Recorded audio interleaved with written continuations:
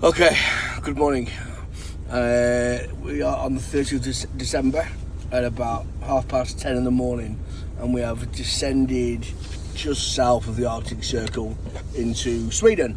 We were going to go a bit further north and extend our stay, but we checked the weather report and the weather was getting a lot colder, a lot quicker.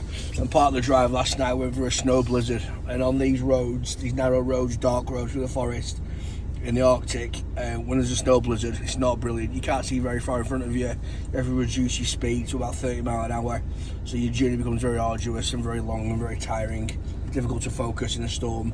So we pulled over, got some rest. The great thing is about the Arctic and Finland, Sweden included, throughout our journey up north, there's loads of places where we can pull over and stay, loads. And you've basically got a right to stay. There's a word for it. Scandinavian word, I can't remember what it was. But essentially, free man? Sorry? Free man right? Free man right or something like that. But it's basically freedom of movement. You can pull over. There's loads of rest areas. Some are fantastic. You've got dry toilets, like an old-fashioned dry toilet, which is interesting. Toilet facilities, picnic areas, but some are really peaceful. I would say safe, because we haven't been eaten or attacked by anybody or anything, so we're still here. But I promised you a video about van preparation, about what we've done to the van to make it ready for the Arctic. But before we go into that, we'll talk about how we planned for this trip. It was quite literally spur of the moment. About 11 days before we set off, 10 days before we set off, I didn't want another Christmas, sat at home, scrolling through Netflix, going to the pub, getting drunk, being hungover, not spending quality time with the kids. Christmas has been ruined. Shopping, cooking. Yeah, you know, I really got kind of like a negative view on Christmas. Like I said before, it can be a sad time. People who you love who aren't here anymore. You know, Mags and I have both lost our mums. We wish at Christmas time they were here with us. Friends and family who aren't here anymore. It can be a difficult time. So I didn't want to be at home being miserable. So we said, you know what? Let's go on a road trip. Let's go and see Father Christmas, Santa Claus. Let's drive to the Arctic. We could have flown up to north, but then hire cars, £300 a day on average. It just seems very touristy. Yeah, it's not just that really. It's like flying, we would be following what everybody else is doing and having limited choices. Yeah, that's what I mean. It's just a sales.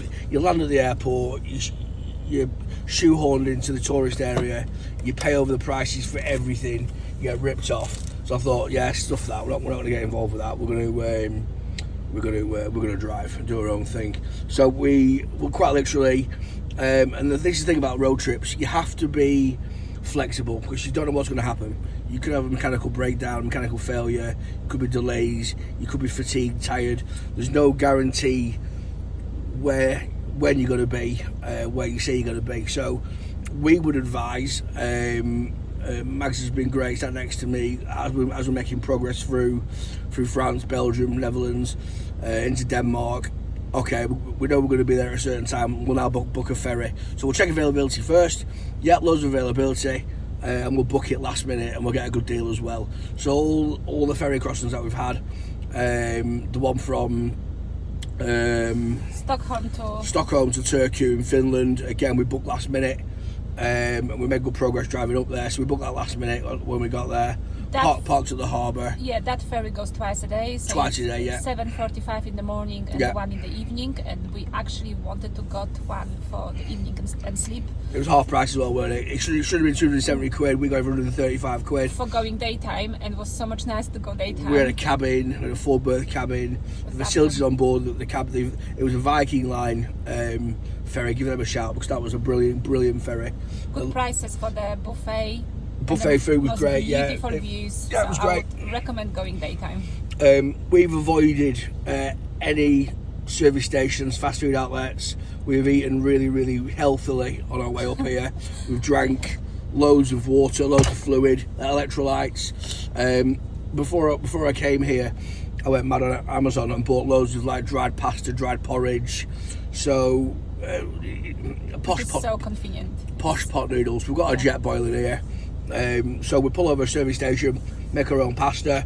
So we're saving a lot of money by that way, because you go to the service stations in Scandinavia, especially in Norway, you pay extortionate prices. So everywhere in Finland, even it's very expensive. yeah, Finland was expensive. I thought Finland was cheaper than obviously than Norway, but yeah, it's a lot cheaper to bring your own food. Think ahead, plan smart, book last minute on your ferries, and as well you can avoid disappointment, because we've had a bit of a mechanical issue with the van. The near side mirror got smashed off on one of these narrow roads. A lot of the roads in Finland through the forest are pretty narrow, and when you have these massive lorries coming the other way, they're like a double length, like a lorry train carrying timber.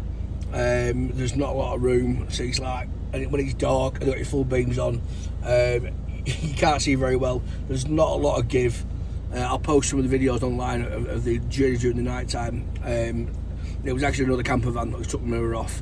Probably 50-50 fault, to be honest. There wasn't a lot of room for him or for me, and we managed to catch mirrors.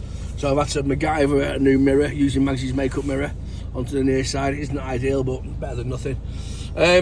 Anyway, so yeah, plan your journey, but be flexible. Have an idea of where you're going to be, but like I say, be prepared to be flexible at last minute in case you have a mechanical breakdown, and you can think of plan B very quickly. But also, we have relied on we have used Airbnb for some ideas of where we could potentially spend Christmas, and we found there are so many options. You really do not need to book much in advance. I think we booked ours 24 hours prior, so we had this beautiful cabin in the woods. Yeah, we had 3 or 4, didn't we? 3 or 4 kind of highlighted. Yeah, that looks. I didn't want to spend Christmas Day in the van. I mean, we love the van; it's great. The girls were in the back, we're in the front. We're watching Netflix, watching some YouTube channels and some podcasts and stuff. So we're right in the front here. The girls have got the bed and their iPads, so when we pull over, we can watch something, chill out, have some food, recharge our batteries, and set off, carry on where we're going. But the Airbnb stuff, again, there's loads out there. It's the future of travel, I think. Airbnb. We use it all the time when we go travelling. We just found it very relaxing that we did not really have anything booked. We didn't have to rush anywhere. No stress, was there? We've not stressed, have we? We've not. Absolutely. Yeah, this journey has been no stress whatsoever, because where do you want to go today? Don't matter. Look at the map. Let's check this out. Let's go there. Let's aim for there. Shall we spend Christmas there? Yeah, let's see. Okay, places available, and you find some lots of beautiful places to book. Yeah, so we've been pretty flexible, but we have been well equipped to cope with any kind of conditions. Okay, show us what you got. Right, so the van. This beautiful van of mine. It's a MAN TGE 4x4. Do you need 4x4 in the Arctic? No, you don't. Most of the cars and vans I see out here are all 2-wheel drive, rear-wheel drive, all driven by mad Finns. However, it's no surprise that Finland has produced more World Rally champions than anywhere else in the world. The conditions are atrocious to drive. But my van's 4-wheel drive, where it has helped. I mean, on the road, we're using, we'll go outside in a minute, have a look at the tyres and the setup of the van, and we'll talk about the van outside, but where it has helped is when you pull into areas like this and you go like off-piste, if you will. I mean, Mags and I have been doing some wild camping in the van, and there's been some forest tracks we went down. One campsite, the first night we saw the Northern Lights in Finland, we pulled into this off the main road, down this forest track, then off this forest track into this like hidden picnic area by a lake. It was absolutely beautiful when we were isolated, and there was like fresh powder snow, a few feet deep. This thing just powered through it, no problem at all. So yeah, 4-wheel drive definitely helps us, especially if you set off from a slope or an undulation, you turn the van around, it gets you out the sticky stuff. 2-wheel drive, you'd have to avoid stuff like that and stick to the main. Everywhere is, even the car parks and side roads have all been kind of machined. So if you've got snow tyres on, you'll be fine. So you don't need 4-wheel drive, but it does help a lot. We've got an Ergospatcher heater in the van. I had that fitted. I've got 2 leisure batteries underneath the back there. So we leave the Ergospatcher heater on at 15 degrees. It's just on a thermostat. So leave it at 15 degrees. At night time, crack a window open, tiny bit, get some fresh air in to ventilate, and we keep the van at a nice ambient 50s, sometimes 16 degrees. Keeps us safe and warm inside the van. A little bit of advice as well. We had a bit of electrical fire yesterday. Probably a word of warning really. It was actually our daughter Isabella noticed it. We were in the front of the van watching Netflix, chilling out, parked up, and next thing you know, Isabella said smoke, smoke, smoke, and we charged one of the torches, and you remove the battery from the torch. It's micro USB. Small one like this one. Yeah, just a small one like this. Got for Amazon. And the charge. You've charged it many times at home. It might have had listen. It could have had moisture in it or anything like that. Yeah. We don't know. Could have been a faulty charger, but essentially the charge port is at the arse end of the battery. And had that been unattended, let's say for example, because those USB ports run off the leisure batteries.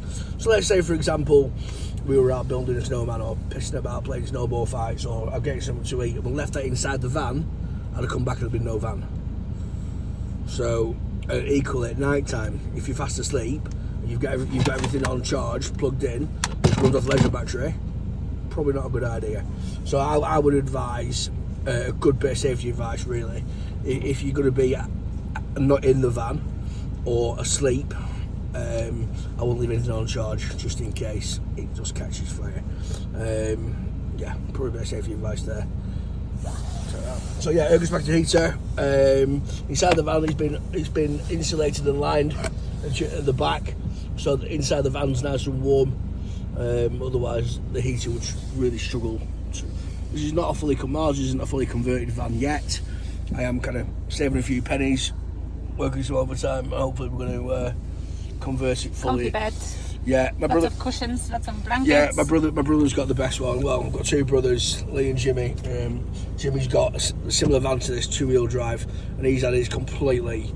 Honestly, it's quite a thing. He's got a really cool leisure battery setup, inductive hob. He can run an air fryer, microwave.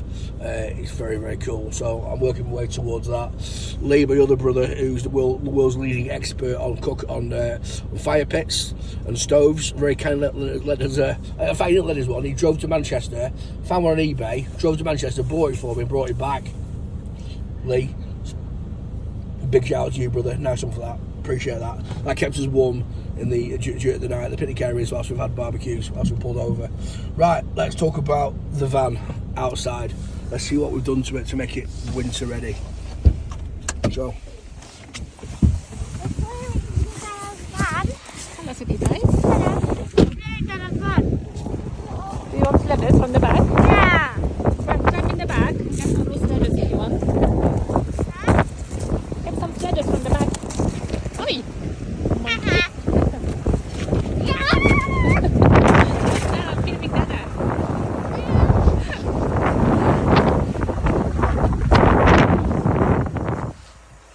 Come on, explore. Go for a walk into the woods. You can go, Isabella, look, you can go this way.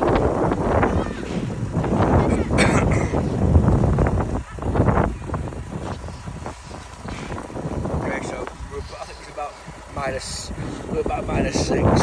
But the weather report we looked at yesterday dropped to about -20, which is why we're coming a bit further south of the Arctic. So I have to be back in England, back to work on the 6th of January. So I don't want to be stuck in any weather, get snowed in anywhere. I want a nice easy journey on the way back. So we started to head our way back slowly, like civilization.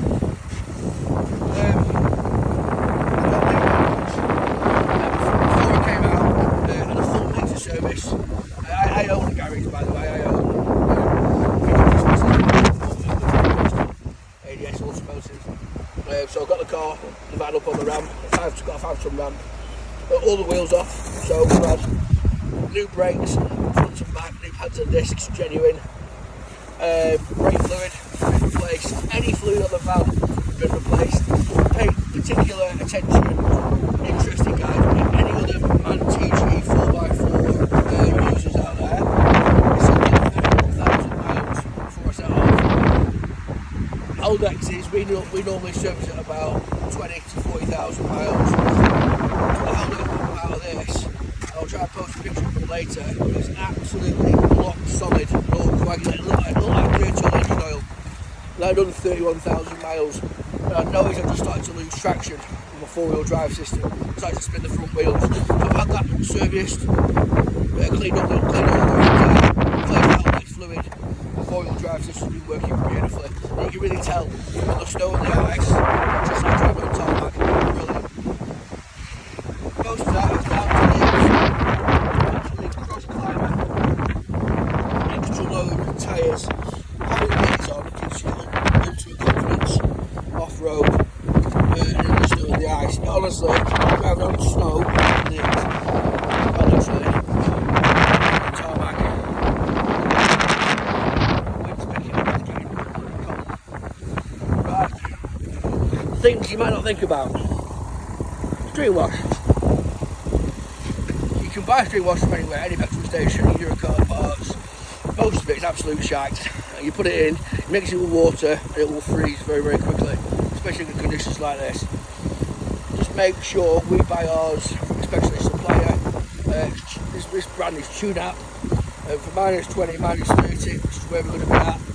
We want a 1-to-1 ratio. So basically, put in your stream wash neat, but make sure you get good, proper stream wash. Quantum -10 we tested it at, and this will go down to -20. It's the tuned up 927. So full major service on the van. I want to give a special shout out at this point to Glyn, our number one guy, who was doing some work on the exhaust system, and he managed to slice his leg wide open. He almost cut the damn thing off. So I want to give a special mention to Glyn for going. He did get, he goes extra mile, you know. But he did get extra 3 days off before Christmas. You're getting employee of the month this month, do you think? No. You But can pay harder. the thing is that man will do to extra day for Christmas time, I tell you. The man loves Christmas. So, Glenn, nice one, mate. How are you feeling about, pal? How are you up and about? So, yeah, make sure you get good concentrated stream wash. Like, check what it goes down to. Stuff you buy from supermarkets in the UK isn't good enough. When you go to Finland or to Sweden, stuff they sell is in like bags. It's high concentrate and it will work and not freeze. Right, major modification on this one. I put in the Philips racing bulbs, the H7 bulbs, because at night time there are no straight lights here, and you're going through dark forests. Everywhere's just a forest in Sweden. What do you see around when you go through the dark forest? All we see is footprints. How big are the footprints? Massive footprints. Huge. And they're everywhere. Light beams. Probably, pound for pound, best modification of the van for Arctic conditions. Because it goes dark about 1 o'clock, 2 o'clock in the afternoon, and it goes very dark. You dip beams, the main beams, don't even scratch the surface. Without every single car that I've seen so far has either got the old Rally Group B spec spotlights or a light beam, because you need it. Very, very dark. Conditions are terrible. I definitely recommend going for a light beam, upgrading bulbs. So really, good service, proper tyres, sort your lights out. That's about it, really. And the right attitude, the right mindset. The right attitude, yeah. The right Just mindset. be flexible. Don't make rigid plans that you can't. Don't overthink it. Don't overthink it. With planning and booking And places. enjoy it. Just Stop, stop somewhere like this. Right side of the road. Have a barbecue. we're gonna go to the White Cape now. No, Cape White. We're going to Cape Wild next, which is like a moose food. park. Yes. And there's some like Let's see Arctic the size animals. of those beasts. Okay. Ciao for now. And then tomorrow night's New Year's Eve, so we'll celebrate that under the Northern Lights again. I've got some fireworks. And we're going to have a barbecue. Got some burgers. I've got some burgers I want to cook.